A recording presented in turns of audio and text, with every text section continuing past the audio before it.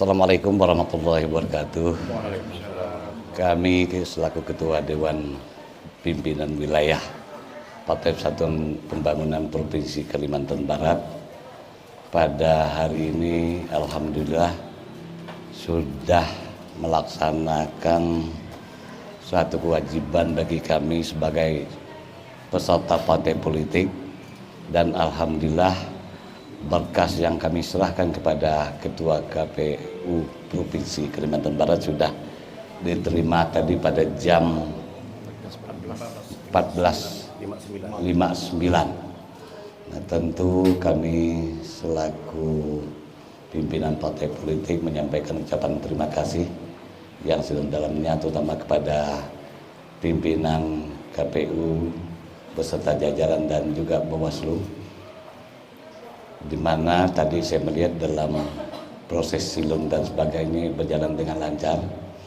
Nah, kemudian pada kesempatan ini juga tentu kami masih menunggu perbaikan terutama bacalek yang sudah kami sampaikan.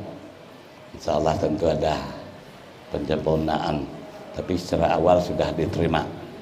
Nah, pada kesempatan ini kami tentu selaku Ketua Dewan Pimpinan Wilayah Partai Persatuan Pembangunan menyampaikan ucapan terima kasih kepada KPU, Bawaslu dan juga lembaga dan instansi terkait, di mana pada saat kami melengkapi persyaratan yang sudah ditentukan oleh PKPU, terutama kepada Bapak Kapolda, Kapolres, kemudian rumah sakit umum maupun rumah sakit jiwa, kemudian apalagi mantan rumah sakit Bayangkara, pengadilan, ketua pengadilan, di mana selama dalam proses pengurusan persyaratan ini saya melihat luar biasa bantuan pelayan yang mengurus bacalek yang memang cukup banyak dari semua partai, dan alhamdulillah mudah-mudahan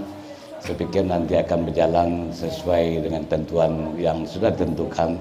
Besok kalau tidak salah akan berakhir pada jam 23.59. Nah, saya pikir juga tidak lupa menyampaikan ucapan terima kasih pada awak media yang sudah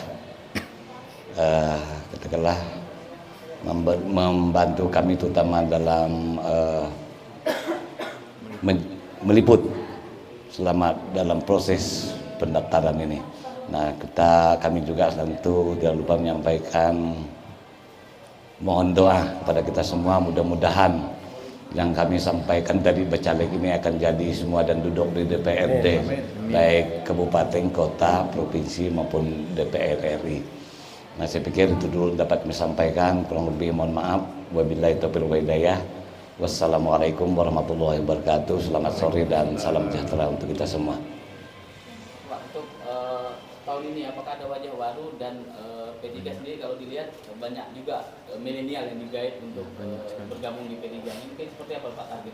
Baik, terima kasih. Tentu untuk Partai Persatuan Pembangunan ada juga wajah-wajah lama, kemudian juga ada wajah-wajah baru. Nah, kemudian tentu dalam perekrutan caleg ini ada beberapa hal yang jadi keutamaan kami. Tentu utamakan dulu katakan kepengurusan di partai politik. Namun apabila di partai politik juga ada yang lain yang memang potensial nilai jual lebih bagus, tentu kami tidak menutup kemungkinan sepanjang itu memenuhi persyaratan dan aturan. Nah, kemudian juga tentu di kalangan milenial seperti ini udah jadi suatu tren yang memang ini juga punya pengaruh dan luar biasa, terutama berkaitan banyak hal, terutama media sosial dan sebagainya. Nah, hanya memang saya melihat ini ada satu kendala bagi kita tentang perhitungan tadi ya, pembulatan itu jadi agak kalang kabut kami, yang terutama berkaitan dengan keterwakilan perempuan. Nah, yang tadi rumus yang dipakai tadi pembulatan ke bawah, kita menyiapkan laki-laki sekian, ternyata itu berubah, yang laki-laki sudah cukup masuk perempuan. Nah, ini yang jadi kesulitan kami, sehingga kami harus katakanlah mengeluarkan caleg yang sudah kita rekod tadi. Kalau kita mencari menutup mungkin agak mudah, tapi mengeluarkan uang yang sudah lengkap administrasi, kemudian juga uang yang sudah bersiap-siap juga untuk calon DPR RI, calon DPRD. Nah ini harus kita keluarkan karena dengan kesalahan tadi perhitungan pembulatan itu.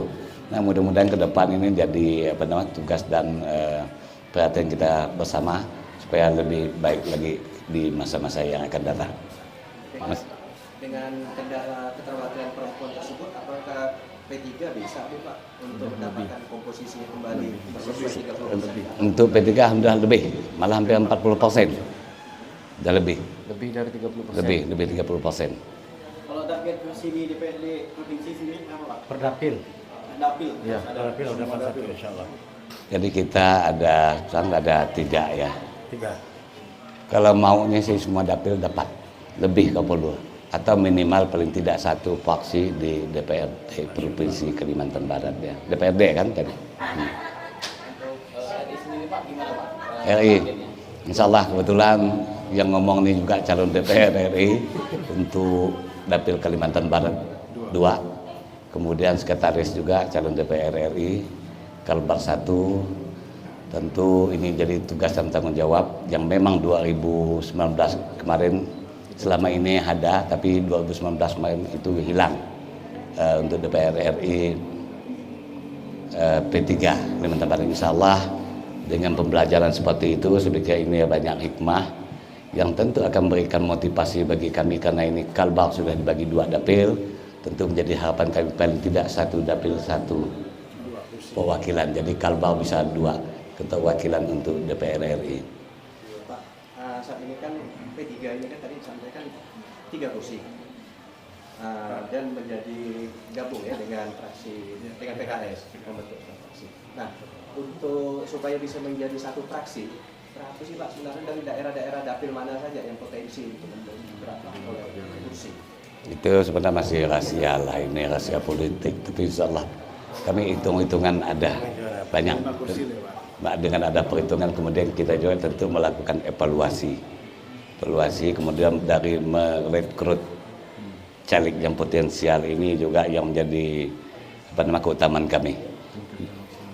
Kemudian yang tidak kalah penting, saya pikir kami sudah mengevaluasi, karena saya juga walaupun baru di Ketua Dewan Pimpinan Wilayah, yang tugas utama saya mengevaluasi apa persoalan dan masalah. Jadi mudah-mudahan dengan evaluasi ini akan membawa kebaikan untuk P3 lebih besar lagi di masa yang akan datang. Satu Pak terakhir untuk ajakan masyarakat untuk tidak golput Pak, karena kan masih banyak yang bingung memilih apa segala macam. Mungkin dari P3 bisa mengarahkan jangan golput itu untuk pemilu ini, karena untuk masyarakat juga nampaknya. Baik, terima kasih. Tentu pesta demokrasi yang kita laksanakan 5 tahun sekali, yaitu pemilihan legislatif yang memilih anggota DPRD kita baik di kabupaten, kota, provinsi maupun pusat. Nah tentu kami berharap kepada masyarakat, terutama masyarakat Kalimantan Barat, gunakanlah hak pilih yang memang 5 tahun sekali ini untuk menentukan pilihan kita, wakil-wakil kita yang nanti tentu yang bisa memperjuangkan aspirasi kita. Kenapa saya bilang gini, ini penting bagi masyarakat yang memang harus punya keterwakilan baik dari kecamatan, kabupaten sampai kepada provinsi. Nah memang kalau kita ngelihat untuk pengalaman saya yang lalu untuk kepala daerah dengan pemilihan legislatif itu agak beda. Partisipasi pemilih di pemilu legislatif ini cukup baik. Rata-rata di kabupaten boleh mencapaikan 80 sampai lebih. Tapi kalau kepala daerah agak berkurang. Kenapa? Dari caleg ini sendiri juga memang selalu mengingatkan, bahkan memang selalu sosialisasi kepada masyarakat-masyarakat yang ada di desa maupun di kampung mana-mana. Jadi saya pikir kalau untuk pemilu legislatif ini memang cukup tinggi. Tapi ini belum juga kita harap belum maksimal. Tentu mudah-mudahan nanti ke depan ini angka partisipasi pemilih ini semakin tinggi di masa yang akan datang. Artinya kesadaran daripada masyarakat kita. Nanti baru dia nyesal nanti kalau tidak pilih, dia marah pula dengan yang duduk ini. Nah ini yang kita harapkan nanti semua hak pilih ini bisa digunakan dengan sebaik-baiknya.